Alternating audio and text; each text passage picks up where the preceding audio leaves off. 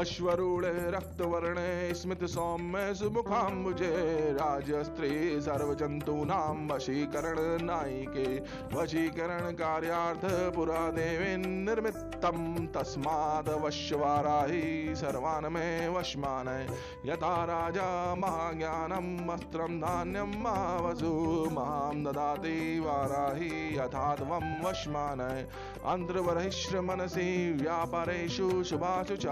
यथा मामे विस्मरति तथा वश्यं वशं कुरु चामरं दोलिकां छत्रं राजचिह्नानि यच्छति अभीष्टं सम्प्रतो राज्यं यथा देवी वशं कुरु मन्मथस्मरणाद्रमारतियार्तु मया सह स्त्रीरत्नेषु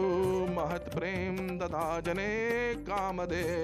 मृगपक्षादया सर्वे मां दृष्ट्वा प्रेम मोहिता अनुगच्छति मामेव तत्पासाद्या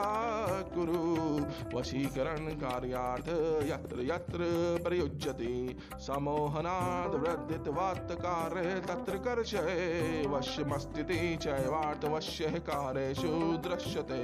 तथा मां कुरु वाराहि वश्यकारे प्रदर्शये वशीकरण बाणास्त्रं भक्त्यापात्ति निवारणं